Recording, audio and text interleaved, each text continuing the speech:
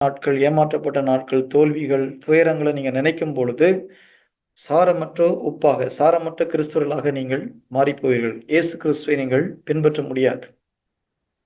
இப்போ உங்க வாழ்க்கையில நிறைய பேர் வாழ்க்கையில இங்க இருக்கிறீங்க. இன்னைக்கு இன்னைக்கு இங்க இருக்கிறீங்க. நான் வாழ சொல்ல விரும்பல. இருக்கிறீங்க. அதனால தான் ஆண்டவர் இந்த மெசேஜ் இன்னைக்கு குடுக்குறார்.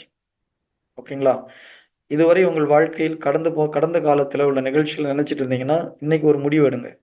இதுக்கப்புறம் என் வாழ்க்கையில முடிந்து போன துக்கமான நாட்களை, துக்கமான சம்பவங்களை நான் நினைச்சு பார்க்க மாட்டேன். அந்த நினைப்ப கொண்டு வர்றது சாத்தான். முதல்ல என்ன பண்ணணும்? அந்த நினைப்ப கொண்டு வர சாத்தான இயேசு கிறிஸ்து நாமத்துல ஓடிப்போ சாத்தான்னு சொல்லி துரத்தி விடணும். ஓகேங்களா?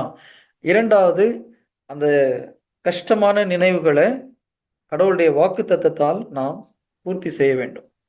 எந்த ஒரு விஷயம் நமக்கு கஷ்டமா இருக்கோ, கடவுளுடைய வாக்குறுதிகளை சொல்லி நாம் அறிக்கை செய்யும் பொழுது, இந்த பழைய துன்பமான